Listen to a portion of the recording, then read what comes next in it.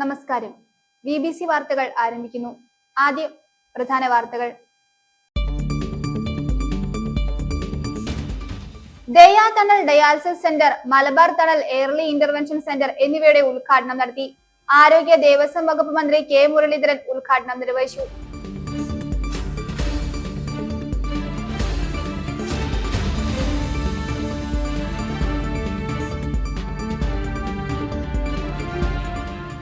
തൊടുപുഴ ജില്ലാ ആശുപത്രിയിൽ ചികിത്സ കിട്ടാതെ രോഗികൾ. ആരോഗ്യമന്ത്രിയുടെ സന്ദർശനത്തിനിടെ വൻ പ്രതിഷേധം.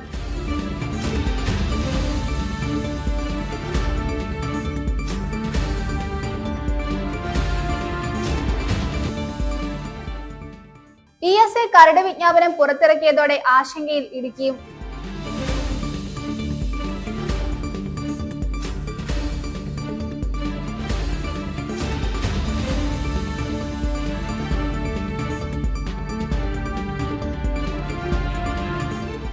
ഓണത്തോടനുബന്ധിച്ച് മദ്യം, മയക്കുമരുന്ന് എന്നിവയുമായി ബന്ധപ്പെട്ട കുറ്റകൃത്യങ്ങൾ തടയുന്നതിനായി എക്സൈസ് വകുപ്പിന്റെ നേതൃത്വത്തിൽ സ്പെഷ്യൽ എൻഫോഴ്സ്മെന്റ് ഡ്രൈവിന് തുടക്കമായി.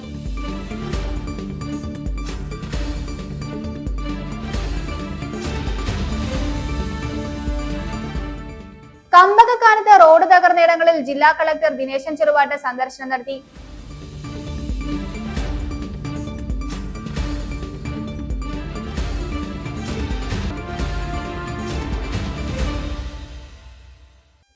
വാർത്തകൾ വിശദമായി.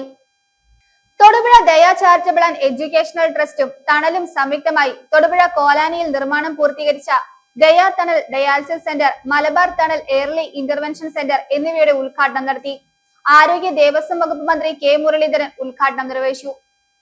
സാമൂഹിക സേവന ജീവകാരുണ്യ മേഖലയിൽ കഴിഞ്ഞ 3 വർഷക്കാലമായി പ്രവർത്തിക്കുന്ന ദയാ ചാരിറ്റബിൾ ആൻഡ് എഡ്യൂക്കേഷണൽ ട്രസ്റ്റ് തൊടുപുഴയും 2008 മുതൽ വടകര കേന്ദ്രമാക്കി പ്രവർത്തിക്കുന്ന പ്രമുഖ സാമൂഹിക സന്നദ്ധ ജീവകാരുണ്യ പ്രസ്ഥാനമായ ടണലും സംയുക്തമായി തൊടുപുഴ കോലാനിയിൽ നിർമ്മാണം പൂർത്തീകരിച്ച ദയാ ടണൽ ഡയാലിസിസ് സെന്ററും മലബാർ ടണൽ എയർലി ഇന്റർവെൻഷൻ സെന്ററും ഉദ്ഘാടനം ചെയ്തു. ആരോഗ്യ ദേവസ്വം വകുപ്പ് മന്ത്രി കെ മുരളീധരൻ ഉദ്ഘാടനം നിർവഹിച്ചു. വളരെ ധന്യമായൊരു ചടങ്ങിൽ പങ്കെടുക്കാൻ കഴിഞ്ഞതിൽ വളരെ സന്തോഷമുണ്ട്.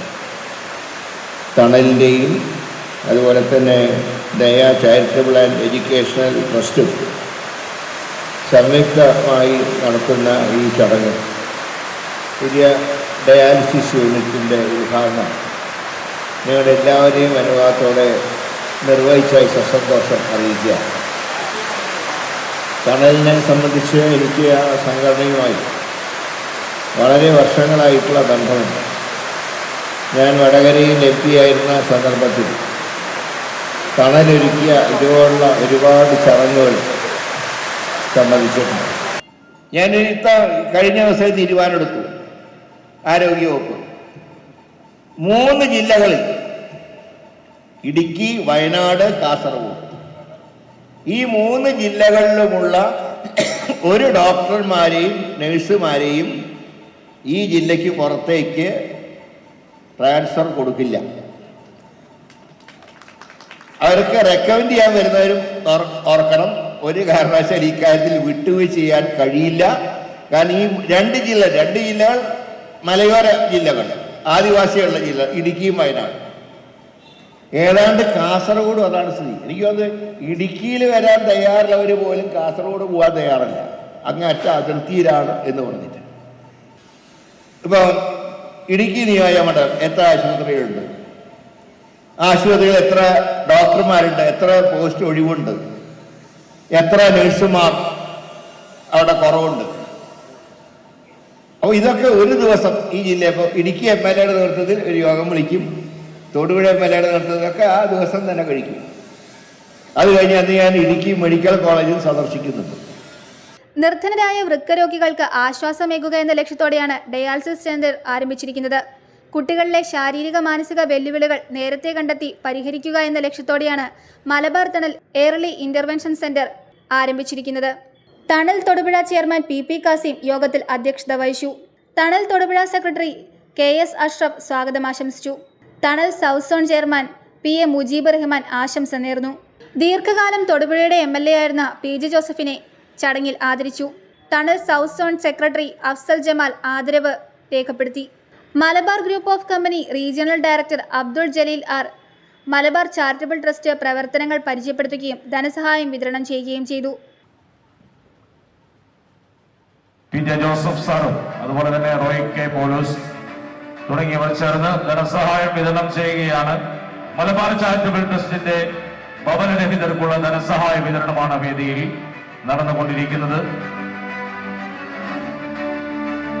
സി പി മാത്യു അവർ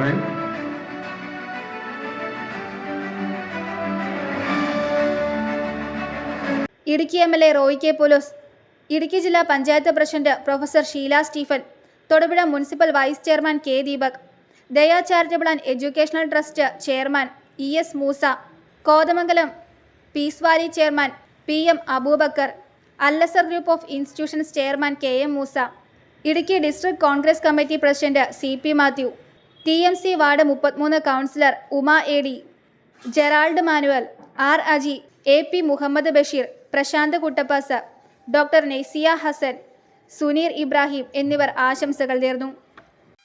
തൊടുപുഴ ജില്ലാ ആശുപത്രിയിൽ ചികിത്സ കിട്ടാതെ രോഗികൾ. ആരോഗ്യമന്ത്രിയുടെ സന്ദർശനത്തിനിടെ വൻ പ്രതിഷേധം. പനി ബാധിച്ചെത്തിയ കുട്ടിക്ക് മണിക്കൂറുകളോളം ചികിത്സ കിട്ടിയില്ല. അവസ്ഥ ഗുരുതരമായതിനെ തുടർന്ന് കോട്ടയത്തേക്ക് മാറ്റി. മറുപടി പറയാതെ മടങ്ങി ആരോഗ്യമന്ത്രി. സൂപ്രണ്ടിനെയും DMOയെയും ഉപരോധിച്ച് DYFI. തൊടുപുഴ ഇടുക്കി ജില്ലാ ആശുപത്രിയിൽ ഗുരുതര ചികിത്സാ നിഷേധമെന്ന് പരാതി. ആരോഗ്യവകുപ്പ് മന്ത്രി ആശുപത്രിയിലെത്തിയ സമയത്ത് പോലും കാഷ്വാലിറ്റിയിൽ ഡോക്ടർമാരില്ലാതെ മണിക്കൂറുകളോളം രോഗികൾ വലഞ്ഞു. പനി ബാധിച്ചെത്തി ചികിത്സ കിട്ടാതെ ഗുരുതരമായ അവസ്ഥയിലായി കുട്ടിയെ കോട്ടയത്തേക്ക് മാറ്റി. സംഭവത്തിൽ മാധ്യമങ്ങളോട് പ്രതികരിക്കാൻ മന്ത്രി തയ്യാറായില്ല. ഇതിനിടെ സൂപ്രണ്ടിനെയും DMOയെയും DYFI പ്രവർത്തകർ ഉപരോധിച്ചു. ഉച്ചയ്ക്കാണ് പനി ബാധിച്ച അവശയായ കുഞ്ഞുമായി രക്ഷിതാക്കൾ ആശുപത്രി കാഷ്വാലിറ്റിയിലെത്തുന്നത്. എന്നാൽ ഏറെ നേരം കാത്തുനിന്നിട്ടും കുട്ടിയെ ഡോക്ടറെ കാണിക്കാനായില്ല. നീണ്ട ക്യൂവും ആവശ്യത്തിന് ഡോക്ടർമാരില്ലാത്തതും കാരണം ചികിത്സ വൈകിയതോടെ കുട്ടിക്ക് ഫിക്സ് വന്നു. അവസ്ഥ ഗുരുതരമായതോടെ കുട്ടിയെ കോട്ടയത്തെ ആശുപത്രിയിലേക്ക് മാറ്റുകയായിരുന്നു. അപ്പോഴാണ് മന്ത്രി വന്ന് നേരെ കയറിപ്പോയി അന്വേഷിക്കുന്നത്. അതുപോലെ മന്ത്രി തിരിച്ചിറങ്ങി വന്നു. അപ്പോഴും അയാളെ കൂട്ടിക്കൊണ്ട് അങ്ങോട്ട് കൊണ്ടുപോയി. അല്ലാണ്ട് ഇവിടെ രോഗികൾ എത്ര പേരുണ്ട്, അവർക്ക് ചികിത്സ കിട്ടി, അതൊന്നും അന്വേഷണം ഞാൻ കണ്ടില്ല. എല്ലാവരും അതെ, ഡോക്ടർമാർ ആരൊക്കെയോ പുള്ളിനെ പുറകെ എല്ലാവരും. അല്ലാണ്ട് ഇവിടെ എത്ര രോഗികൾ വന്നിട്ടുള്ളൂ, മരുന്ന് കിട്ടിയോ ചികിത്സ കിട്ടിയോ ഒന്നും അന്വേഷിക്കുന്നു. വലിയ പ്രശ്നമാണ്. ഞാൻ പറഞ്ഞത് എൻ്റെ കുഞ്ഞിനെ കൊണ്ട് ഞാൻ ഇവിടെ ഹോസ്പിറ്റലിൽ വന്നതാണ്. 12 മണിക്ക് ഞാനിവിടെ വന്നു. പക്ഷേ ജസ്റ്റ് ഒരു ഇഞ്ചക്ഷൻ മാത്രം എടുക്കേണ്ടി വന്നിട്ടുള്ളൂ. പക്ഷേ ആ ഇഞ്ചക്ഷൻ എടുക്കാൻ തന്നെ ഒരുപാട് സമയം ലേറ്റായി. ഒരു പറയുന്നു മന്ത്രി വന്നതാണ്, മന്ത്രി വന്നതിന്റെ തിരക്കാണ്, കാര്യങ്ങളാന്നൊക്കെ 1 മണിക്കൂർ എടുത്തായിട്ടുണ്ട്. ഇപ്പൊ പണ്ടേക്ക് ഞങ്ങളെ വീട്ടിലെത്തുന്ന സമയമായി. അപ്പോഴാണ് ഇപ്പൊ ഇവിടെ ഇങ്ങനെയൊക്കെ സംഭവിച്ചത്. അപ്പൊ ഞാനിവിടെ വന്ന് പറഞ്ഞതുകൊണ്ട് മാത്രമാണ് പെട്ടെന്ന് ഒരാൾ വന്ന് ഇഞ്ചക്ഷൻ എടുത്ത് വിട്ടത്. അല്ലെങ്കിൽ ഇപ്പോഴും ഞാൻ വെയിറ്റ് ചെയ്തിരിക്കേണ്ട വന്നത്. വൻതുക മുടക്കി സ്വകാര്യ ആശുപത്രികളിൽ പോകാൻ നിവൃത്തിയില്ലാത്ത പാവപ്പെട്ട രോഗികളാണ് മണിക്കൂറുകളോളം ചികിത്സ കിട്ടാതെ ഇവിടെ നരകിക്കുന്നത്. ഡോക്ടറില്ല, ബോർഡ് മാത്രമേ ഉള്ളൂ. ഒരു മാസത്തോടെ എന്ത് അനുഭവിക്കുന്ന ഇവിടെ ഒരു ഡോക്ടർമാരും ഇല്ലാതെ വന്നിട്ട് നമ്മൾ തിരിച്ചു പോവുക. ഇതിനു മുമ്പ് ഇങ്ങനൊന്നും അല്ലായിരുന്നു. ഇവിടെ വന്ന അത്യാവശ്യം ഡോക്ടർ ഉണ്ടായിരുന്നു. ആശുപത്രിയിൽ ഉന്നത ഉദ്യോഗസ്ഥരുടെ യോഗത്തിനെത്തിയ ആരോഗ്യമന്ത്രിയോട് ചികിത്സാ നിഷേധത്തെക്കുറിച്ച് മാധ്യമങ്ങൾ ചോദ്യങ്ങൾ ഉന്നയിച്ചെങ്കിലും മന്ത്രി ഒഴിഞ്ഞുമാറി. സൂപ്രണ്ടിനോട് ചോദിക്കൂ എന്ന് മാത്രം മറുപടി നൽകി മന്ത്രി വാഹനത്തിൽ കയറി മടങ്ങുകയായിരുന്നു. മന്ത്രി മടങ്ങിയതിന് പിന്നാലെ DYFI പ്രവർത്തകർ ആശുപത്രിയിലേക്ക് മാർച്ച് നടത്തുകയും സൂപ്രണ്ടിനെയും DMO ഉൾപ്പെടെയുള്ള ഉദ്യോഗസ്ഥരെയും ഓഫീസിനുള്ളിൽ ഉപരോധിക്കുകയും ചെയ്തു.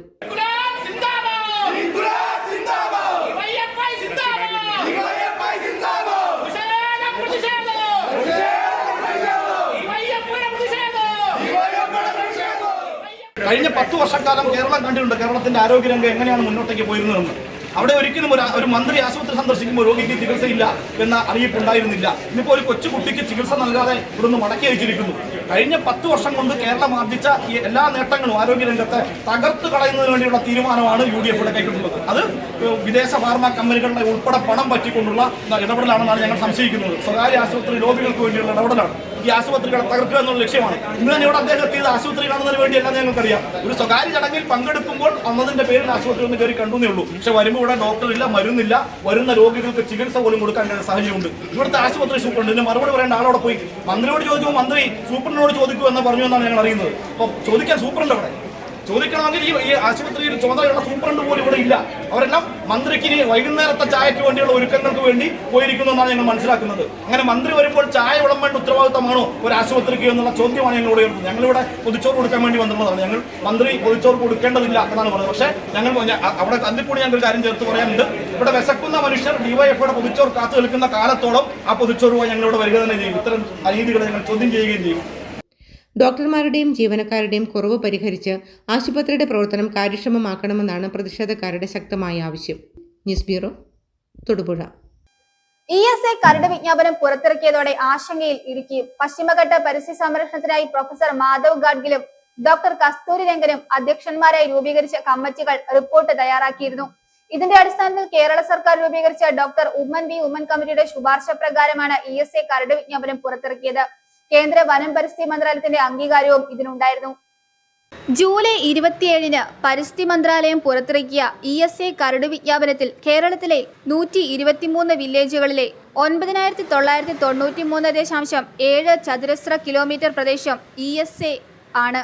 2024-ൽ ഇടതു സർക്കാർ കേന്ദ്ര പരിസ്ഥിതി വനം മന്ത്രാലയത്തിന് നൽകിയ ശുപാർശകൾ അംഗീകരിക്കാതെയാണ് കരട് വിജ്ഞാപനം പുതുക്കി ഇറക്കിയിരിക്കുന്നത്. കരട് വിജ്ഞാപനം ഇറങ്ങി 60 ദിവസത്തിനുള്ളിൽ ആക്ഷേപം അറിയിക്കണമെന്നാണ് ചട്ടം.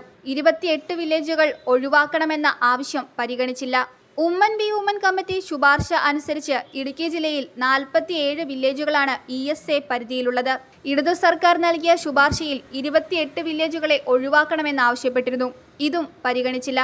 കേന്ദ്ര സർക്കാരിന്റെ കരട് വിജ്ഞാപനം അനുസരിച്ച് ESA ആയി നിശ്ചയിച്ചിരിക്കുന്ന 9993.7 ചതുരശ്ര കിലോമീറ്റർ പ്രദേശത്തിൽ 9107 ചതുരശ്ര കിലോമീറ്റർ സ്വാഭാവിക ഭൂപ്രകൃതിയും 886.7 ചതുരശ്ര കിലോമീറ്റർ ജനവാസ മേഖലകൾ ഉൾപ്പെടുന്ന സാംസ്കാരിക ഭൂപ്രകൃതിയുമാണ്. ഇതിന്റെ കൃത്യമായ മാപ്പ് ഇതുവരെ പ്രസിദ്ധീകരിച്ചിട്ടില്ല. സംസ്ഥാന ജൈവവൈവിധ്യ ബോർഡിന്റെ വെബ്സൈറ്റിൽ മാപ്പ് അടയാളപ്പെടുത്തിയിട്ടുണ്ടെന്നാണ് വിജ്ഞാപനത്തിൽ പറയുന്നത്. ESA ആയി പരിഗണിക്കുന്ന 9107 ചതുരശ്ര കിലോമീറ്റർ വനപ്രദേശം എന്താണെന്ന് വ്യക്തമാക്കപ്പെടേണ്ടതാണ്. അത് CHR കൂടി ഉൾപ്പെട്ട പ്രദേശമാണെന്ന് കണക്കാക്കിയാൽ ഹൈറേഞ്ചിലെ ജനജീവിതം ദുസ്സഹമാക്കപ്പെടും. എന്തായാലും ഇതോടെ ഇടുക്കി ജില്ലയിലും ആശങ്ക പടർന്നിരിക്കുകയാണ്. News bureau, Idukki. ഓണത്തോടനുബന്ധിച്ച് മദ്യം, മയക്കുമരുന്ന് എന്നിവയുമായി ബന്ധപ്പെട്ട കുറ്റകൃത്യങ്ങൾ തടയുന്നതിനായി എക്സൈസ് വകുപ്പിന്റെ നേതൃത്വത്തിൽ സ്പെഷ്യൽ എൻഫോഴ്സ്മെന്റ് ഡ്രൈവിന് തുടക്കമായി. ഇതിന്റെ ഭാഗമായി ഇടുക്കി എക്സൈസ് ഡിവിഷൻ ഓഫീസിൽ 31 വരെ 24 മണിക്കൂറും പ്രവർത്തിക്കുന്ന കൺട്രോൾ റൂം ആരംഭിച്ചു. വ്യാജ മദ്യ, മയക്കുമരുന്നുകളെ കുറിച്ച് ലഭിക്കുന്ന ഇടുക്കി ജില്ലയിലെ വിവരങ്ങൾ ഉടൻ തന്നെ കുയിലിമലയിൽ പ്രവർത്തിക്കുന്ന എക്സൈസ് വകുപ്പിന്റെ ഡിവിഷണൽ കൺട്രോൾ റൂമിൽ അറിയിക്കണമെന്ന് അധികൃതർ അറിയിച്ചു. ലഭിക്കുന്ന വിവരങ്ങളിൽ അടിയന്തര നടപടികൾ സ്വീകരിക്കുന്നതിന് സർക്കിൾ തലത്തിൽ 24 മണിക്കൂറും പ്രവർത്തിക്കുന്ന സ്ട്രൈക്കിംഗ് ഫോഴ്സ് ടീമിനെ നിയമിച്ചിട്ടുണ്ട്. ജില്ലാതല excise control room toll free number 1800-5253-415 എന്നതാണ്. Assistant excise commissioner Idukki 048622322469 9496002866. ജില്ലയിലെ മറ്റ് എക്സൈസ് ഓഫീസുകളുടെ ഫോൺ നമ്പർ ഇങ്ങനെയാണ്. Special squad Idukki 048622384699 9400069532. Narcotic enforcement squad Adimali 0486422578 9400089534. Excise circle ഓഫീസുകളിലെ ഫോൺ നമ്പറുകൾ Thodupuzha 0486223147 9400069530. News bureau, Idukki. All India Kisan Khet Mazdoor സംഘടനയും AAUTUCയും ചേർന്ന് കരിങ്കുന്നം പോസ്റ്റ് ഓഫീസിനു മുന്നിൽ തൊഴിലാളി കർഷക ധർണ സംഘടിപ്പിച്ചു. AAUTUC ഇടുക്കി ജില്ലാ സെക്രട്ടറി CBC മാത്യു ഉദ്ഘാടനം ചെയ്തു. AAKKMS സംസ്ഥാന സെക്രട്ടറി N വിനോദ് കുമാർ അധ്യക്ഷത വഹിച്ചു. സംയുക്ത കിസാൻ മോർച്ചയും കേന്ദ്ര ട്രേഡ് യൂണിയനുകളും സംയുക്തമായി ആഹ്വാനം ചെയ്ത സമരത്തോടനുബന്ധിച്ച് കരിങ്കുന്നം പോസ്റ്റ് ഓഫീസിനു മുന്നിൽ തൊഴിലാളി കർഷക ധർണ നടത്തി. ഓൾ ഇന്ത്യ കിസാൻ ഗെറ്റ് മസ്ദൂർ സംഘടനയും AAUTCയും ചേർന്ന് സംഘടിപ്പിച്ച dharna AAUTUC, all India Kisan Khet Mazdoor സംഘടനയും AAUTUCയും ചേർന്ന് സംഘടിപ്പിച്ച ധർണ AAUTUC ഇടുക്കി ജില്ലാ സെക്രട്ടറി CBC മാത്യു ഉദ്ഘാടനം ചെയ്തു. നമ്മുടെ രാജ്യത്ത് നിലവിലുണ്ടായിരുന്ന സുപ്രധാനമായ 29 ലേബർ കോഡുകളെ ഇല്ലാതാക്കിക്കൊണ്ട് 4 ലേബർ കോഡുകൾ പ്രഖ്യാപിച്ചിട്ടുണ്ട്. അതായത് 2025 നവംബർ മാസം 21-ാം തീയതി രാജ്യമെമ്പാടും ഈ സുപ്രധാനമായ 29 തൊഴിൽ നിയമങ്ങൾ റദ്ദ് ചെയ്ത് ഈ 4 ലേബർ കോഡുകൾ നടപ്പാക്കിക്കൊണ്ട് വിജ്ഞാപനം ചെയ്തിരിക്കുകയാണ്. ഇവരുടെ പ്രത്യക്ഷത്തിൽ എതിർപ്പുണ്ടെന്ന് പറയുന്ന വിവിധ രാഷ്ട്രീയ പാർട്ടികൾ ഭരിക്കുന്ന സംസ്ഥാനങ്ങളാകട്ടെ ഇതിന് ചട്ടങ്ങൾ ഉണ്ടാക്കുന്ന ഈ ലേബർ കോഡുകൾക്ക് സംസ്ഥാന തലത്തിൽ ചട്ടങ്ങൾ ഉണ്ടാക്കുന്നതിൽ മുന്നിട്ടിറങ്ങുന്ന കാഴ്ചയും നമ്മൾ കണ്ടു. നമ്മുടെ ഇടതുപക്ഷം ഭരിച്ചിരുന്ന കേരളത്തിലും ഏറ്റവും ആദ്യം ഈ ലേബർ കോഡുകൾക്ക് വേണ്ടിയുള്ള ചട്ടങ്ങൾ രൂപീകരിക്കുന്നതിൽ മുൻകൈ എടുത്തു എന്നാണ് പറയുന്നത്. അവസാനം കള്ളി വെളിച്ചത്തായപ്പോൾ അത് ഉദ്യോഗസ്ഥ തലത്തിൽ നടത്തിയ കാര്യങ്ങളാണ്, ഞങ്ങൾക്കതിൽ പങ്കില്ല എന്ന് പറഞ്ഞ് തലയുരുവാനും നമ്മൾ ഇവിടുത്തെ ഭരണക്കാർ ശ്രമിച്ച കാഴ്ച നമ്മൾ കാണുകയുണ്ടായി. എന്താണ് നമ്മുടെ രാജ്യത്തെ തൊഴിലാളികൾ സ്വാതന്ത്ര്യത്തിന് മുമ്പും പിമ്പും നടത്തിയ ഐതിഹാസികമായ പോരാട്ടങ്ങളിലൂടെ നേടിയെടുത്ത രാജ്യത്ത് സ്ഥാപിച്ചെടുത്ത തൊഴിൽ നിയമങ്ങൾ, അതിന്റെ തൊഴിൽ സമയത്തെ സംബന്ധിച്ച്, മിനിമം വേജസിനെ സംബന്ധിച്ച്, ഗ്രാറ്റുവിറ്റിയെ സംബന്ധിച്ച്, ബോണസിനെ സംബന്ധിച്ച് ഈ രാജ്യത്ത് പോരാടി നേടിയ തൊഴിൽ നിയമങ്ങളെല്ലാം ഒറ്റയടിക്ക് റദ്ദ് ചെയ്തുകൊണ്ടാണ് ഇന്ത്യ അമേരിക്ക വ്യാപാര കരാർ റദ്ദാക്കുക, അടിസ്ഥാന താങ്ങുവില നിയമപരമായി നടപ്പാക്കുക, ലേബർ കോഡുകൾ പിൻവലിക്കുക, കർഷകരെ കടവിമുക്തരാക്കുക തുടങ്ങിയ ആവശ്യങ്ങൾ ഉയർത്തിയായിരുന്നു ധർണാ സമരം. 20ഓളം ആവശ്യങ്ങൾ അടങ്ങിയ നിവേദനം സമരകേന്ദ്രങ്ങളിൽ നിന്നും അയക്കുന്നതിന്റെ ഭാഗമായി പോസ്റ്റ് മാസ്റ്റർ വഴി രാഷ്ട്രപതിക്ക് അയച്ചു. AIKKMS സംസ്ഥാന സെക്രട്ടറി N വിനോദ് കുമാർ അധ്യക്ഷത വഹിച്ചു. AIUTUC ജില്ലാ president MN Anil, professor Joy Michael, Jose Chuvappunkal, EN Chandrabose, Elizabeth Mammen, Thankamma Rajan, Joy Puliyamakkal, KL Eappachan തുടങ്ങിയവർ സംസാരിച്ചു. News bureau, Karimkunnam. ഇടവെട്ടി പഞ്ചായത്തിലെ പ്രധാന റോഡുകളുടെ ശോച്യാവസ്ഥയ്ക്കെതിരെ ബഹുജന പ്രക്ഷോഭം നടത്തുമെന്ന് CPIM. എന്നാൽ റോഡ് പണികൾ തുടങ്ങിയെന്ന് പഞ്ചായത്ത് ഭരണസമിതി അറിയിച്ചു. CPIM അനാവശ്യ പ്രശ്നങ്ങൾ സൃഷ്ടിക്കുകയാണെന്നും ഭരണസമിതി ആരോപിച്ചു. എന്തായാലും വേണ്ടില്ല, റോഡുകൾ എത്രയും വേഗം സഞ്ചാരയോഗ്യമാക്കണമെന്ന് നാട്ടുകാർ. ഇടവെട്ടി പഞ്ചായത്തിലെ പ്രധാനപ്പെട്ട കനാൽ പഞ്ചായത്ത് ഡിപ്പോ റോഡും ഇടവെട്ടിച്ചിറ വില്ലേജ് ഓഫീസ് റോഡും തകർന്ന് യാത്രായോഗ്യമല്ലാതായിട്ട് ഏറെക്കാലമായിരുന്നു. ചെറിയ തോതിൽ അറ്റകുറ്റപ്പണികൾ നടത്തിയെങ്കിലും മഴക്കാലമായതോടെ വീണ്ടും റോഡുകൾ തകരാറിലായി. റോഡിലുടനീളം കുണ്ടും കുഴിയും വെള്ളക്കെട്ടുമായി കാൽനട യാത്ര പോലും അസാധ്യമായ സാഹചര്യത്തിലാണ് CPIMന്റെ നേതൃത്വത്തിൽ ബഹുജന പ്രക്ഷോഭത്തിനായി ഒരുങ്ങിയത്. പഞ്ചായത്തിലെ ഏറ്റവും ജനത്തിരക്കുള്ള പഞ്ചായത്ത് റോഡും ചിറ നമ്മുടെ വില്ലേജ് ഓഫീസ് റോഡും ഇത്തരത്തിലുള്ള പ്രധാന തിരക്കുള്ള റോഡുകളുടെ ശോചനീയാവസ്ഥ പരിഹരിക്കുക അടിയന്തരമായി. കഴിഞ്ഞ 9 മാസക്കാലം മുമ്പ് MLA ഫണ്ടിൽ നിന്നും 10 ലക്ഷം രൂപ അനുവദിച്ച് MVIPയുടെ NOC മേടിക്കുകയും NOCയുടെ കാലാവധി പൂർത്തിയാകുകയും പ്രചാരവേല നാടകങ്ങൾ സംഘടിപ്പിച്ച് പദ്ധതി നടപ്പിലാക്കാതിരിക്കുകയും ഇപ്പോൾ വീണ്ടും MVIPയുടെ NOCക്ക് അപേക്ഷ കൊടുക്കുകയും ലഭിക്കുകയും ചെയ്തിട്ടുണ്ട്. ഇത് നഷ്ടമാകുന്നതിന് മുമ്പ് ഈ റോഡുകളുടെ പണി, ഈ ഏറ്റവും തിരക്കുള്ള മേഖലകളിലെ പണികൾ പൂർത്തിയാകണം. അതിൻ്റെ കാരണം ഇതിന് ശേഷം ഈ റോഡുകൾക്ക് എഗ്രി ആയതിനു ശേഷം ടെൻഡറും എഗ്രിമെൻറ്റും വെച്ച CPMന്റെ മെമ്പറായ TM മുജീബ് സഹാവിൻ്റെ വാർഡിലെ 4ാം വാർഡിലെ റോഡുകൾ ടൈലിടുകയും ഏറ്റവും ഭംഗിയായി പൂർത്തീകരിക്കുകയും ചെയ്ത് ജനകീയ പങ്കാളിത്തത്തോടുകൂടി അത് സഞ്ചാരയോഗ്യമാക്കി തുറന്നു കൊടുക്കാൻ പറ്റി. അതുപോലെ തന്നെ CPMന്റെ മെമ്പറായ 7ാം വാർഡ് മെമ്പറുടെ വാർഡിൽ അനുവദിച്ചിട്ടുള്ള പദ്ധതിയും മറ്റന്നാൾ പ്രവർത്തനം ആരംഭിക്കുകയാണ്. റോഡിൻ്റെ പദ്ധതി പ്രവർത്തനം ആരംഭിക്കുകയാണ്. മുൻ MLA PJ ജോസഫിന്റെ ശ്രമഫലമായി 12 ലക്ഷം രൂപ അനുവദിക്കപ്പെട്ടിട്ടുണ്ടെന്നും തുടർന്ന് ടെൻഡർ നടപടികൾ പൂർത്തിയാക്കുകയും ചെയ്തതാണെന്നും എന്നാൽ കാലാവസ്ഥ പ്രതികൂലമായതിനാലും ഇടവെട്ടി ശ്രീകൃഷ്ണസ്വാമി ക്ഷേത്രത്തിൽ ഔഷധസേവ നടക്കുന്നതിനാൽ അവിടേക്കെത്തുന്ന 10,000-കണക്കിന് വിശ്വാസികൾക്ക് റോഡ് പണി മൂലം ബുദ്ധിമുട്ടുണ്ടാകരുതെന്നുള്ള വിശ്വാസികളുടെ അഭ്യർത്ഥന കണക്കിലെടുത്തതിനാലുമാണ് റോഡ് പണി നീണ്ടുപോകാൻ കാരണമെന്നും പഞ്ചായത്ത് ഭരണസമിതി വ്യക്തമാക്കി. ഏകദേശം 6 മാസക്കാലം മുമ്പ് നമ്മുടെ ബഹുമാന്യനായ മുൻ MLA Shri PJ Joseph sir 12 ലക്ഷം രൂപ റോഡിന് അനുവദിക്കുകയും അതിൻ്റെ അനന്തര നടപടികളായി ASATS ഉൾപ്പെടെയുള്ള ടെൻഡർ നടപടികൾ പൂർത്തീകരിച്ച് ഏകദേശം 2 മാസത്തോളം പിന്നിട്ട് കഴിഞ്ഞു. 2 മാസത്തോളം പിന്നിട്ട് കഴിഞ്ഞപ്പോൾ കാലാവസ്ഥ പ്രതികൂലമായതിൻ്റെ അടിസ്ഥാനത്തിൽ പണി തുടങ്ങുവാൻ അല്പം വൈകിപ്പോയി. എന്നാൽ കഴിഞ്ഞ മാസം 26-ാം തീയതി ഇവിടെ റോഡ് പണി ആരംഭിക്കുവാൻ വേണ്ടി വർക്കെടുത്ത ജലീൽ എന്ന കോൺട്രാക്ടർ സമ്മതിച്ചിരുന്നതാണ്. അപ്പോൾ ഇവിടെ നമുക്കറിയാം, നമ്മുടെ പ്രദേശത്തുള്ള ഇടവെട്ടി ശ്രീകൃഷ്ണസ്വാമി ക്ഷേത്രത്തിൽ ഔഷധ സേവയുമായി ബന്ധപ്പെട്ട് 1-ാം തീയതി അവിടെ പരിപാടി നടക്കുന്നതിനാൽ, അതായത് 10-20,000 ആളുകൾ പങ്കെടുക്കുന്ന ഒരു പരിപാടി നടക്കുന്നതിനാൽ 26-ാം തീയതി പണി തുടങ്ങരുത്, 1-ാം തീയതിക്ക് ശേഷം പണി ആരംഭിക്കണമെന്ന് പറയുകയും അതിൻ്റെ അടിസ്ഥാനത്തിൽ 2-ാം തീയതി കോൺട്രാക്ടർ ഒരു സമുദായം ഒരു പഞ്ചായത്ത് ഭരണസമിതിയോട് ആവശ്യപ്പെടുമ്പോൾ ആ ആവശ്യം പരിഗണിച്ചുകൊണ്ട് 2-ാം തീയതി പണി തുടങ്ങാൻ തീരുമാനിക്കുകയും കോൺട്രാക്ടർ സമ്മതിക്കുകയും ചെയ്തതാണ്. എന്നാൽ നമുക്കറിയാം ഈ കഴിഞ്ഞ 2 ആഴ്ചക്കാലമായി തുടരുന്ന ശക്തമായ കാലാവസ്ഥാ പ്രതിരോധം, ശക്തമായ മഴയും വെള്ളപ്പൊക്കവും മൂലം ഒരു പണികളും ഒരിടത്തും നടത്താൻ പറ്റാത്ത സാഹചര്യം ഉണ്ടായതിൻ്റെ അടിസ്ഥാനത്തിൽ മഴ മാറിയ മുറയ്ക്ക് ഇന്ന് ഉച്ച കഴിഞ്ഞ് മുതൽ ഈ റോഡിൻ്റെ പണി ആരംഭിക്കുന്നതാണ്. റോഡ് പണി തീരുന്നതുവരെ ഈ പ്രദേശവാസികളായ മുഴുവൻ ആളുകളും ഈ ഗുണഭോക്താക്കളും സഹകരിക്കണമെന്ന് വിനീതമായി അഭ്യർത്ഥിക്കുകയാണ്. 2 കാരണങ്ങൾ കൊണ്ടാണ് വൈകിപ്പിച്ചത്. ഒന്ന്, നമ്മുടെ അമ്പലത്തിലെ ഔഷധ സേവ, അത് ഒരു മതത്തിൻ്റെ ഒരു കാര്യമായതുകൊണ്ട് അതും നമ്മൾ അതിന് വേണ്ട ബഹുമാനം കൊടുത്തുകൊണ്ട് പരിഗണിച്ച്. മറ്റൊന്ന്, നല്ല തുടർച്ചയായ മഴയായിരുന്നു. അതെല്ലാം കഴിഞ്ഞ് അല്പം മഴയൊന്ന് ശമിച്ച സമയത്തിന് നമ്മളത് തുടങ്ങുകയാണ്. എൻ്റെ പുറകിലായി ഇതിൻ്റെ കോൺട്രാക്ടറും എയും എല്ലാം നിൽപ്പുണ്ട്. ഇന്ന് തന്നെ അതിൻ്റെ ഫോം ചെയ്ത് അടുത്ത ദിവസം തന്നെ പണി തുടങ്ങുന്നതാണ്. അതേസമയം വെള്ളം ഒഴുകാൻ ശാസ്ത്രീയമായ പരിഹാരം കണ്ടെത്തണമെന്നും റോഡിന് വേണ്ടത്ര വീതിയില്ലെന്നും കോൺക്രീറ്റ് ചെയ്ത ഇക്കാര്യം പരിഹരിക്കണമെന്നും റോഡ് പണി പൂർത്തിയാകുന്നത് 10,000-കണക്കിന് പേർക്ക് ഉപകാരപ്പെടുമെന്നുമാണ് പ്രദേശവാസികൾ പറയുന്നത്.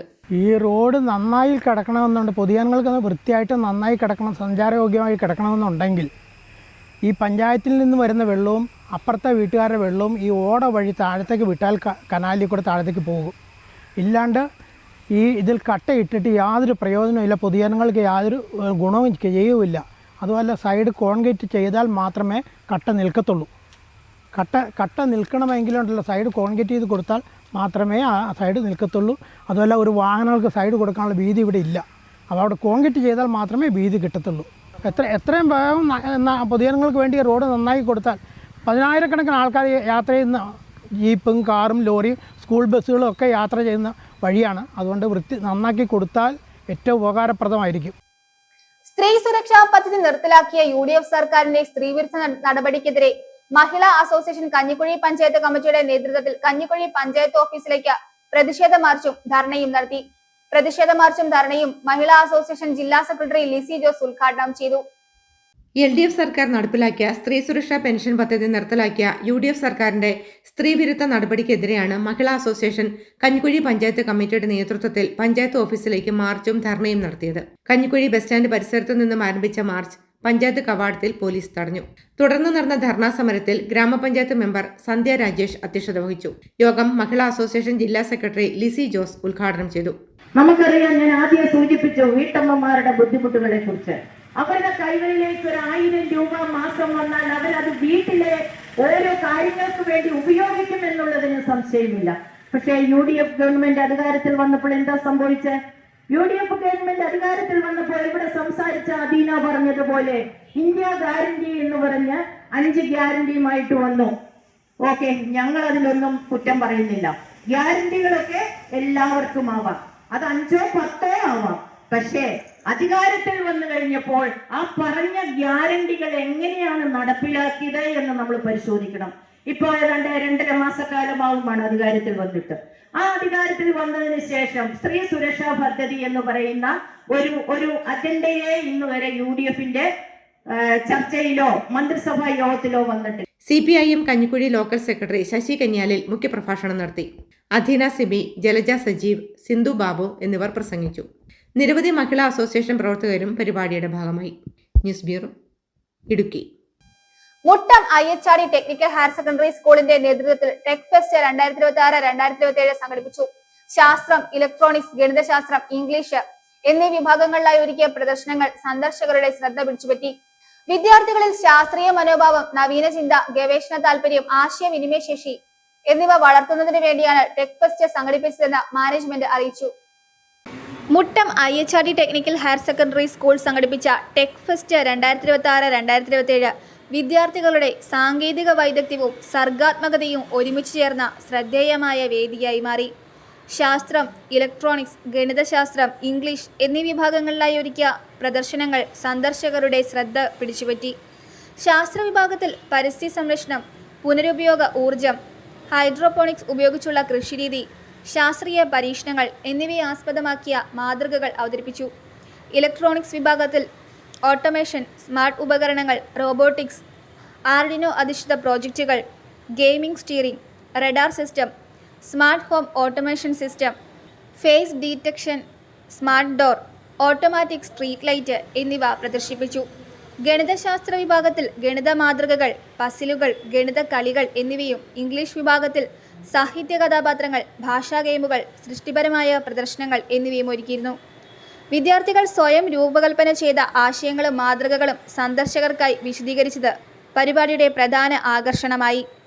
ഞാനിന്നിവിടെ പ്രസൻറ്റ് ചെയ്യുന്ന ഒരു RC പ്ലെയിനാണ്. അതായത് ഒരു ഒറിജിനൽ പ്ലെയിൻ്റെ ഒരു ബേസിക്സ് ചെറിയൊരു മോഡലാണിത്. ഈ പ്ലെയിൻ എന്ന് പറഞ്ഞാൽ ബേസിക്കലി 4 കാര്യങ്ങൾ ഉപയോഗിച്ചാണ് ഒരു പ്ലെയിൻ പ്ലേ ചെയ്യുന്നത്. ത്രസ്റ്റ്, ഡ്രാഗ്, ലിഫ്റ്റ്, പിന്നെ വെയിറ്റ്. വെയിറ്റ് എന്ന് പറഞ്ഞാൽ ഗ്രാവിറ്റേഷണൽ ഫോഴ്സ് കാരണം താഴേക്ക് ഉണ്ടാകുന്നതും, ലിഫ്റ്റ് എന്ന് പറഞ്ഞാൽ നമ്മുടെ ത്രസ്റ്റ് കൊടുക്കുമ്പം മുകളിലേക്ക് ഉണ്ടാകുന്ന ഫോഴ്സാണ്. പിന്നെ ഡ്രാഗ് എന്ന് പറഞ്ഞാൽ ഒരു പ്ലെയിൻ മുമ്പിലേക്ക് പോകുമ്പം എയർ കാരണം പുറയിലേക്ക് ഉണ്ടാകുന്ന ഒരു ഫോഴ്സിനെയാണ് ഡ്രാഗ് എന്ന് പറയുന്നത്.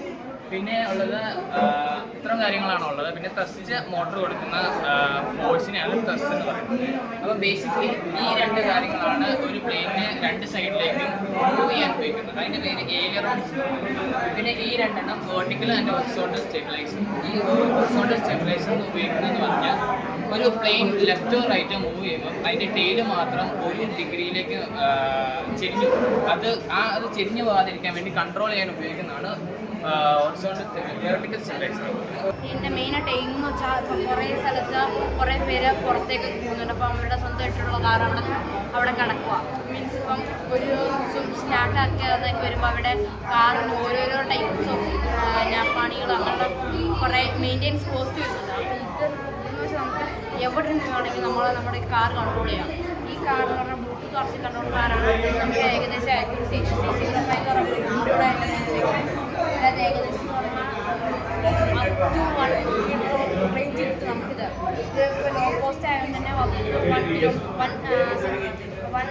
മീറ്റർ റേഞ്ച് കിട്ടും. ഇത് ക്രൗഡിങ് കാറ്, ഇത് ഓഡിനോ, ഇത് ബ്രെഡ്ബോർഡ്, ഇത് ഇൻറ്റർനെറ്റ് ബസ്സറാണ്. അതിൻ്റെ അടിയിൽ തന്നെ ഫ്ലെയിം സെൻസർ, എയർ സെൻസർ ഉണ്ട്. സോ നമുക്കിത് 2 കൂടി സെപ്പറേറ്റ് ആയിട്ട് നമുക്ക് കൺട്രോൾ ചെയ്യാൻ വേണ്ടി ഈ വണ്ടി എന്ന് പറഞ്ഞാൽ ഒരു ഒബ്ജക്റ്റിനെ കാണുന്ന ഒബ്ജക്റ്റിനെ ഒഴിവാക്കി കൊടുക്കുന്ന വഴിയാണിത്. എൻ്റെ പേര് മാധവ്. അധ്യാപകരുടെയും രക്ഷിതാക്കളുടെയും പൂർവ്വ വിദ്യാർത്ഥികളുടെയും സാന്നിധ്യം പരിപാടിക്ക് കൂടുതൽ ഊർജം പകർന്നു. വിദ്യാർത്ഥികളിൽ ശാസ്ത്രീയ മനോഭാവം, നവീന ചിന്ത, ഗവേഷണ താൽപര്യം, ആശയവിനിമയ ശേഷി എന്നിവ വളർത്തുന്നതിനു വേണ്ടിയാണ് ടെക് ഫെസ്റ്റ് സംഘടിപ്പിച്ചതെന്ന് സ്കൂൾ മാനേജ്മെന്റ് അറിയിച്ചു. 2026-27 അധ്യയന വർഷത്തെ IHRD technical higher secondary school നടത്തുന്ന ടെക്നിക്കൽ ഫെസ്റ്റാണ് ഇന്നിവിടെ ആരംഭിച്ചിരിക്കുന്നത്. കുട്ടികളുടെ വിവിധങ്ങളായ ടെക്നിക്കൽ ഐറ്റംസും ടെക്നിക്കൽ പ്രോജക്റ്റുകൾ, നോൺ ടെക്നിക്കൽ പ്രോജക്റ്റുകൾ, സ്റ്റിൽ മോഡൽസ്, അങ്ങനെ അവരുടെ ഉള്ളിലുള്ള ക്രിയേറ്റിവിറ്റിയും ടെക്നിക്കൽ നോളജും ഭാവിയിലേക്കുള്ള AI പ്രോജക്റ്റുകളും എല്ലാം ഇൻക്ലൂഡ് ചെയ്തുകൊണ്ടുള്ള ഒരു എക്സിബിഷനാണ് ഇവിടെ നടന്നു വരുന്നത്. അതുപോലെ ബയോളജിക്ക് പ്രത്യേകമായ സ്റ്റോളുണ്ട്. കെമിസ്ട്രി, ഫിസിക്സ്, അത് ഇലക്ട്രോണിക്സ്, കമ്പ്യൂട്ടർ സയൻസ് എല്ലാ മേഖലയിൽ നിന്നും സോഷ്യലിന് പോലും ഇഷ്ടംപോലെ ഐറ്റംസ് ഡെമോ ചെയ്യാനുള്ള ഐറ്റംസ് കുട്ടികൾ ചെയ്തിരിക്കുന്നു. 8 മുതൽ 12 വരെയുള്ള ക്ലാസ്സിലെ കുട്ടികളുടെ നിറഞ്ഞ സാന്നിധ്യവും നിറഞ്ഞ പ്രവർത്തനവുമാണ് ഈ സ്റ്റോളിലുടനീളം കാണാൻ പറ്റുന്നത്. ഇത് കുട്ടികളെ കൂടുതൽ പ്രൊജക്റ്റുകൾ ചെയ്യുന്നതിനും നല്ല രീതിയിലേക്ക് അവരുടെ ഭാവനയെ വളർത്തുന്നതിനും അവരുടെ ഉള്ളിലുള്ള ക്രിയാത്മകമായിട്ടുള്ള പ്രവർത്തനങ്ങൾക്ക് ബുദ്ധിയെ പ്രചോദിപ്പിക്കുന്നതിനും ഇത് ഉതകുന്നുവെന്ന് മാനേജ്മെന്റ് കരുതുന്നു. News bureau, Muttom. Lions club of Karimannoor 2026-2027 വർഷത്തെ പുതിയ ഭാരവാഹികളുടെ സ്ഥാനാരോഹണവും പുതിയ അംഗങ്ങളുടെ സത്യപ്രതിജ്ഞയും വിവിധ സേവന പ്രവർത്തനങ്ങളുടെ ഉദ്ഘാടനവും നടന്നു. Idukki MLA Roy K Paulose സേവന പ്രവർത്തനങ്ങളുടെ ഉദ്ഘാടനം നിർവഹിച്ചു. ലയൺസ് മുൻ ഡിസ്ട്രിക്ട് ഗവർണർ M ശിവാനന്ദൻ സ്ഥാനാരോഹണ ചടങ്ങുകൾക്ക് നേതൃത്വം നൽകി. ലയൺസ് ക്ലബ് ഓഫ് കരിമണ്ണൂർ 2026-2027 വർഷത്തെ പുതിയ പ്രസിഡന്റായി സിജോ ജോസ് ചുമതലയേറ്റു.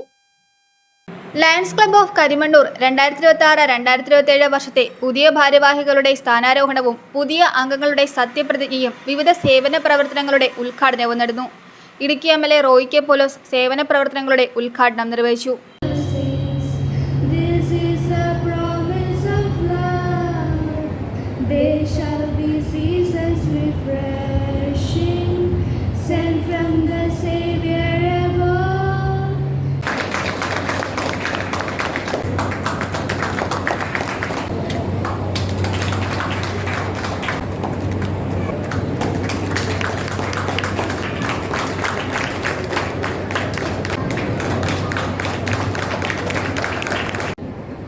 കരിമണ്ണൂർ ലയൺസ് ക്ലബിന് ചുമതലയേറ്റിരിക്കുകയാണ്. തീർച്ചയായിട്ടും ഈ കരിമണ്ണൂരുമായി ബന്ധപ്പെട്ട് ജീവിക്കുന്ന ഈ മേഖലയിലെ ഏറ്റവും പ്രധാനപ്പെട്ട കുടുംബങ്ങളിലെ അംഗങ്ങളാണ് ഇവിടെ ഒത്തുകൂടിയിട്ടുള്ളത് എന്നെനിക്കറിയാം. ഈ മേഖലയിൽ ഏത് തരത്തിലുള്ള പ്രവർത്തനങ്ങൾക്കും നേതൃത്വം കൊടുക്കാൻ കഴിവുള്ള, അതിനുള്ള എല്ലാ വിധത്തിലുള്ള പ്രാപ്തിയുമുള്ള ഒരു പറ്റം ആളുകളുടെ ഒരു കൂട്ടായ്മയായിട്ട് തന്നെയാണ് ഞാൻ ഈ ലയൺസ് ക്ലബിൻ്റെ പ്രവർത്തനങ്ങളെയും അല്ലെങ്കിൽ ഇതിലുള്ള അംഗങ്ങളെയും ഞാൻ കാണുന്നത് എന്ന് സൂചിപ്പിക്കാൻ ഞാൻ ആഗ്രഹിക്കുന്നു. മുൻ ഡിസ്ട്രിക്ട് ഗവർണർ എം ശിവാനന്ദൻ സ്ഥാനാരോഹണ ചടങ്ങുകൾക്ക് നേതൃത്വം നൽകി. ലയൺസ് ക്ലബ്ബ് ഓഫ് കരിമണ്ണൂർ 2026-2027 വർഷത്തെ പുതിയ പ്രസിഡന്റായി സിജോ ജോസ് ചുമതലയേറ്റു. അതിനുള്ള കപ്പാസിറ്റി താങ്കൾക്കുണ്ട്. ക്ലബിനെ അടുത്ത വർഷം നല്ല രീതിയിൽ നയിക്കുക. ക്ലബിൻ്റെ പ്രസിഡന്റിൻ്റെ അധികാര ചിഹ്നമായ ഈ ഗാവൽ താങ്കൾക്ക് തരാൻ എനിക്ക് വളരെ സന്തോഷമുണ്ട്. പ്ലീസ്.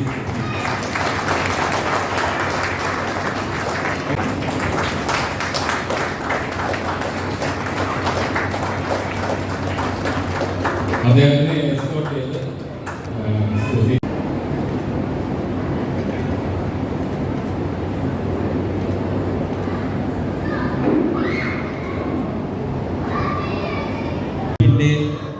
ഒമ്പതാമത്തെ പ്രസിഡന്റായി നിങ്ങൾ എന്നെ തിരഞ്ഞെടുത്തിരിക്കുകയാണ്. എൻ്റെ ഹൃദ്യമായ നന്ദി ഞാൻ ആദ്യമേ രേഖപ്പെടുത്തട്ടെ. ഡാർലി ഫ്രാൻസിസ്, ഡൊമിനിക് ജോർജ് എന്നിവർ ലേഡീസ് ഫോറം, ലിയോ ക്ലബ്ബ് എന്നിവയുടെ പ്രസിഡന്റായും ചുമതലയേറ്റെടുത്തു.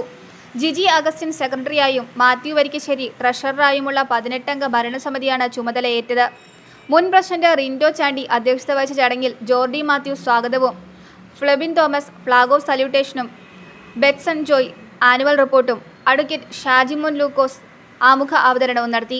Project coordinator Shin Sebastian, region chairperson Abu Abraham, zone chairperson KA Francis, youth coordinator Premkumar Kavalam എന്നിവർ ആശംസയും region project coordinator Joy Augustine കൃതജ്ഞതയും രേഖപ്പെടുത്തി. തുടർന്ന് പ്രതിഭകളെ ആദരിച്ചു. വിശിഷ്ട വ്യക്തികൾക്ക് മൊമന്റോയും കൈമാറി. സേവന പ്രവർത്തനങ്ങളുടെ ഭാഗമായി സ്കൂൾ ബാഗുകൾ, സ്കൂളുകളിൽ മാലിന്യ നിർമ്മാർജ്ജന ഉപകരണങ്ങൾ, ചികിത്സാ സഹായം, സ്നേഹവീട്, ദുരിതാശ്വാസ ക്യാമ്പുകൾക്കാവശ്യമായ കിറ്റുകൾ എന്നിവ കൈമാറും.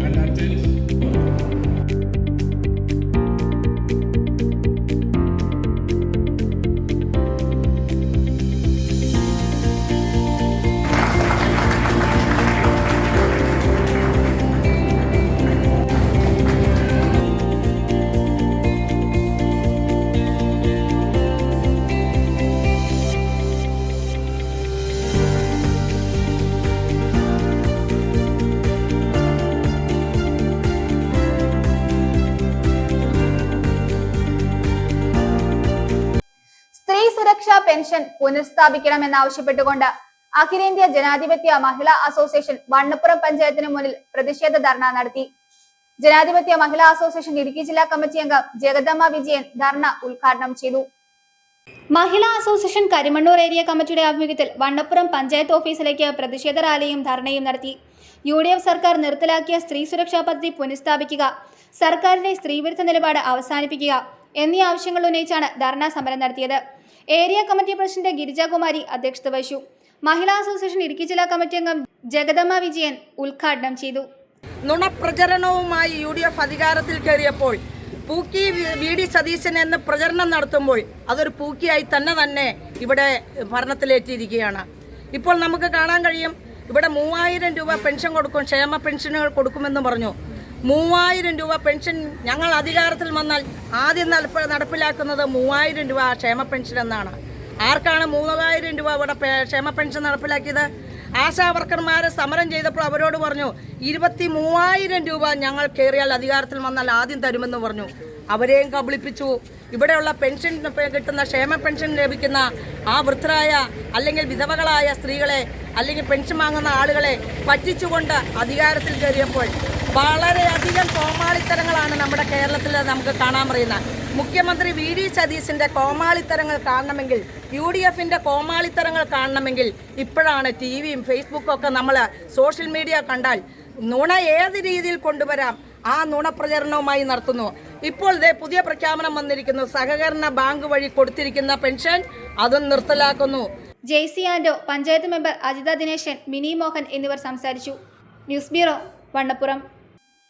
തൊമ്മൻകുത്ത് പുഴയിലെ നിലവിലുള്ള ചപ്പാത്ത് നിലനിർത്തിക്കൊണ്ട് പുതിയ പാലം പരമാവധി ഉയർത്തി നിർമ്മിക്കണമെന്നും നിലവിൽ പണി പുരോഗമിക്കുന്ന 40 ഏക്കർ ഭാഗത്തെ കലുങ്കിന്റെ ഉയരം 1.5 മീറ്റർ വർദ്ധിപ്പിക്കണമെന്നും തൊമ്മൻകുത്ത് റബ്ബർ പ്രൊഡ്യൂസേഴ്സ് സൊസൈറ്റി ആവശ്യപ്പെട്ടു.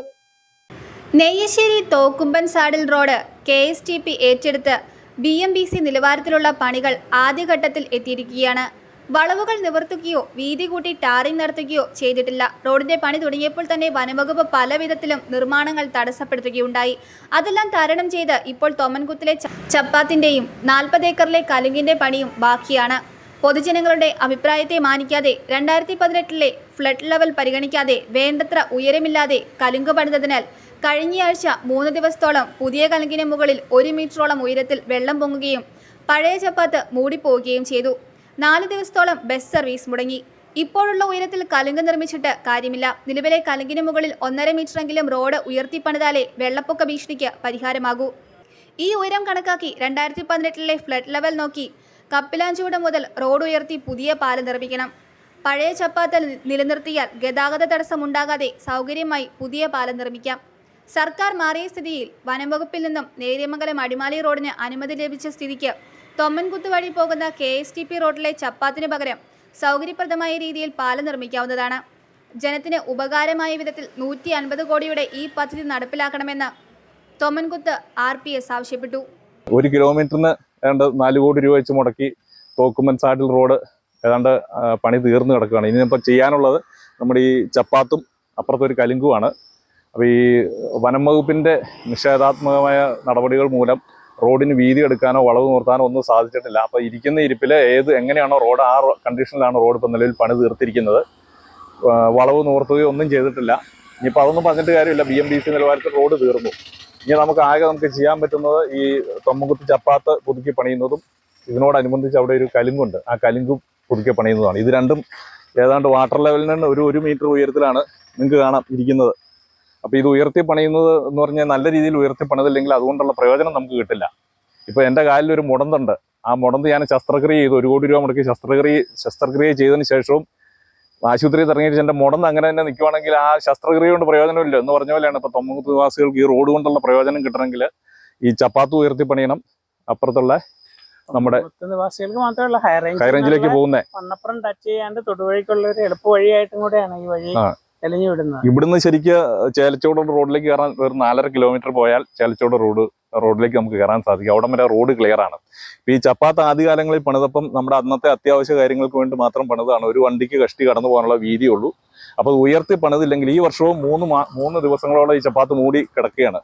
അപ്പോൾ 4 മാസങ്ങളായിട്ട് ഒരു വർഷത്തിൽ കുറഞ്ഞത് 4 മാസത്തിൽ ഒരു 3 തവണയെങ്കിലും ഇവിടെ വെള്ളം കയറും. 3 തവണ അത്രയും ദിവസങ്ങൾ നമുക്ക് ഒറ്റപ്പെട്ടു പോവുകയും ചെയ്യും. അപ്പോൾ അപ്പുറത്തൊരു ചപ്പാത്ത് പണിതിട്ടുണ്ട്, അപ്പുറത്തൊരു കലുങ്ക് പണിതിട്ടുണ്ട്. അപ്പോൾ ആ കലുങ്ക് പണി തീർന്നതാണ്. പക്ഷേ ആ കലുങ്ക് ഇത്തവണത്തെ വെള്ളത്തിൽ മൂടിപ്പോയി. അപ്പോൾ ആ കലുങ്ക് കൊണ്ട് നമുക്ക് പ്രയോജനം കിട്ടിയില്ല.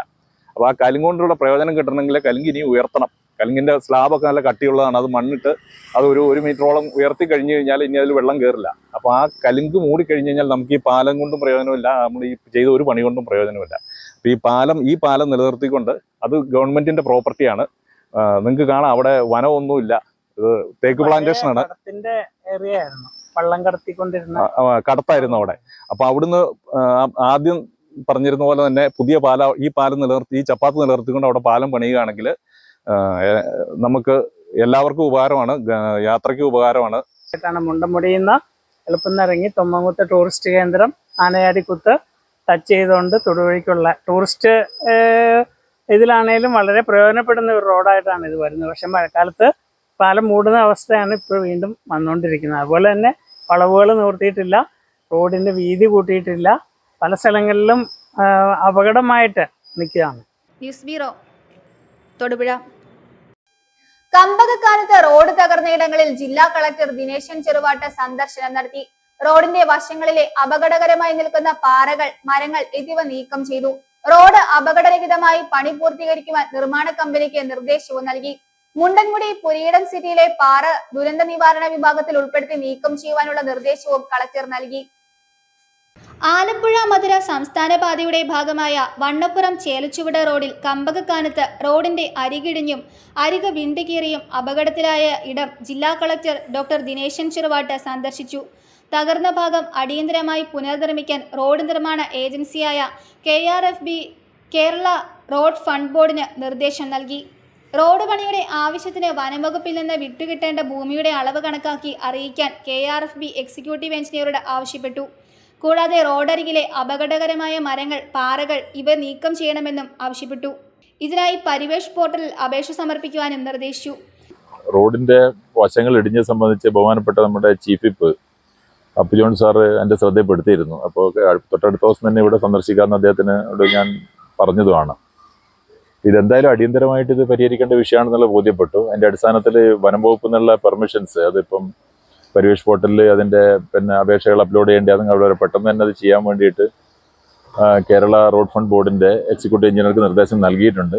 ആവശ്യമുള്ള സ്ഥലം ഇതുവരെ അവർ ഏറ്റവും മിനിമം ഒരു 17 സെൻറ്റാണ് ഇതിൻ്റെ അഡീഷണൽ ഫോറസ്റ്റിന് വേണ്ടതെന്നാണ് പറഞ്ഞത്. പക്ഷേ അതിൽ കൂടുതൽ ആവശ്യമുണ്ടെങ്കിൽ അത് സംബന്ധിച്ച് വ്യക്തമായ റിപ്പോർട്ട് 2 ദിവസത്തിനകം നൽകാൻ വേണ്ടി KRFBയുടെ അധികൃതരോട് പറഞ്ഞിട്ടുണ്ട്. റോഡിൽ അപകടകരമായി നിൽക്കുന്ന പാറകൾ റിമൂവ് ചെയ്യാൻ വേണ്ടി ഡിസാസ്റ്റർ മാനേജ്മെൻറ്റ് തന്നെ നമ്മളൊരു നിർദ്ദേശം നൽകും. അതുപോലെ തന്നെ ഫോറസ്റ്റിൽ നിന്ന് 1-2 മരങ്ങൾ മുറിച്ചു മാറ്റാനുണ്ട്. അതും റോഡിൻ്റെ വശങ്ങളിൽ തന്നെയാണ് നിൽക്കുന്നത്. അവിടെ നിൽക്കുന്നത് അപകടകരമാണ്. അപ്പോൾ അതിന് വനം വകുപ്പിനോട് അടിയന്തരമായിട്ട് അത് മുറിച്ച് നീക്കുന്നതിന് ആവശ്യപ്പെടും. അതുപോലെ തന്നെ ഈ അല്പം റോഡ് വീതി കൂട്ടി കെട്ട് ഉറപ്പിക്കുന്ന ഇടിഞ്ഞു പോയ ഭാഗങ്ങൾ ഉടനെ തന്നെ പുനർനിർമ്മിക്കുന്നതിന് വേണ്ടിയിട്ട് ഉള്ള അഡീഷണലായിട്ട് വേണ്ട ആ ലാൻഡ് സംബന്ധിച്ചും ഉടനെ തന്നെ Kerala road fund board Parivesh പോർട്ടലിൽ അതിൻ്റെ അപേക്ഷകൾ അപ്ലോഡ് ചെയ്യാൻ വേണ്ടിയിട്ടുള്ള നിർദ്ദേശം നൽകിയിട്ടുണ്ട്. വളരെ പെട്ടെന്ന് തന്നെ നമുക്ക് പ്രവൃത്തികൾ പൂർത്തിയാക്കാൻ പറ്റും. റോഡ് ഫണ്ട് ബോർഡിന് ആ പ്രവൃത്തികൾ വളരെ പെട്ടെന്ന് തന്നെ ഏറ്റെടുക്കാൻ പറ്റുമെന്നാണ് ഞാൻ വിശ്വസിക്കുന്നത്. കൂടാതെ വാഹന ഗതാഗതത്തിന് ഭീഷണിയായ മുണ്ടൻമുടി പുരീടം സിറ്റിയിലെ പാറ ദുരന്ത നിവാരണ വിഭാഗത്തിൽ ഉൾപ്പെടുത്തി നീക്കം ചെയ്യാനുള്ള നടപടികൾ സ്വീകരിക്കുവാനും കളക്ടർ നിർദ്ദേശം നൽകി. തൊടുപുഴ തഹസിൽദാർ, ഇളന്തേശം BDO, KRFB ഉദ്യോഗസ്ഥർ, Elamdesam block panchayat president Rajeev Bhaskaran, Vannappuram panchayat president Joseph Arakkathottam, ജില്ലാ പഞ്ചായത്ത് അംഗം ഷൈനി റജി, ബ്ലോക്ക് പഞ്ചായത്ത് അംഗം സണ്ണി കളപ്പുര, പഞ്ചായത്ത് അംഗം ജോർജ് അഗസ്റ്റിൻ, വിവിധ രാഷ്ട്രീയ കക്ഷി നേതാക്കൾ എന്നിവർ ഒപ്പമുണ്ടായിരുന്നു. പ്രധാന വാർത്തകൾ ഒരിക്കൽ കൂടി. ദയാ തണൽ ഡയാലിസിസ് സെന്റർ, മലബാർ തണൽ എയർലി ഇന്റർവെൻഷൻ സെന്റർ എന്നിവയുടെ ഉദ്ഘാടനം നടത്തി. ആരോഗ്യ ദേവസ്വം വകുപ്പ് മന്ത്രി K മുരളീധരൻ ഉദ്ഘാടനം നിർവഹിച്ചു.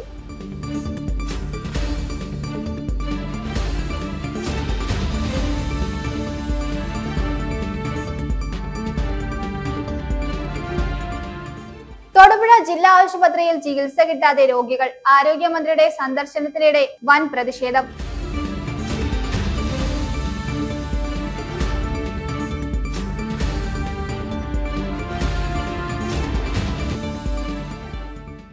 ESA കരട് വിജ്ഞാപനം പുറത്തിറക്കിയതോടെ ആശങ്കയിൽ ഇടുക്കിയും.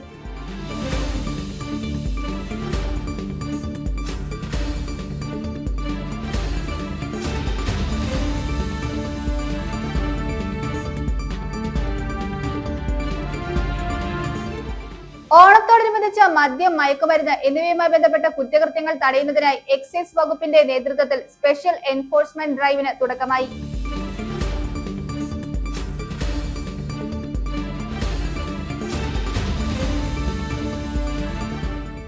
കമ്പകക്കാനത്ത് റോഡ് തകർന്നയിടങ്ങളിൽ ജില്ലാ കളക്ടർ ദിനേശൻ ചെറുവാട്ട് സന്ദർശനം നടത്തി.